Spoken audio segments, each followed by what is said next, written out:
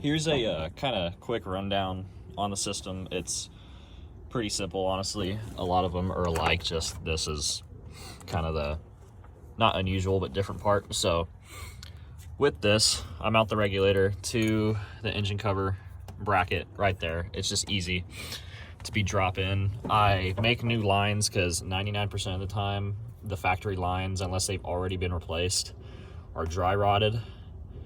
If they aren't, you can turn these fittings down and use them, but I always just make new lines. It makes it a lot easier, and it's cheap insurance to know you're not going to blow something out or tear something during install. But to install those, you got to pull AC compressor off, unbolt this bracket. It's honestly pretty easy to put on.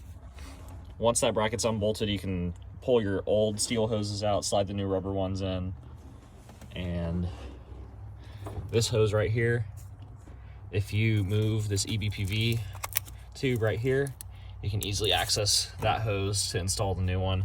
The other one hides down in between the AC and the H-pop reservoir and all that. That's why I got to pull that bracket off and to run the hoses down.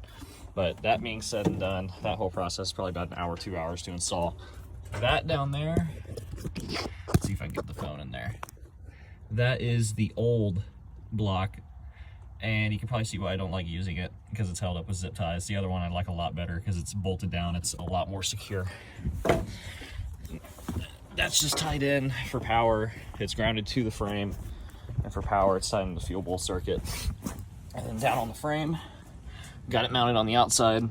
This is unplugged because this sensor went bad. That's for the fuel filter light, but got 2 Baldwin filters on there. The Walbro's hiding back behind there.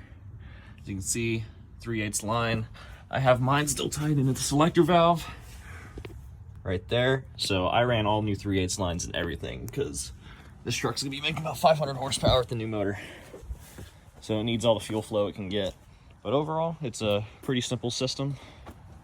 I'm trying to price it a little bit lower than what most of the big guys are charging, so hopefully I can get an edge on people, but that's it.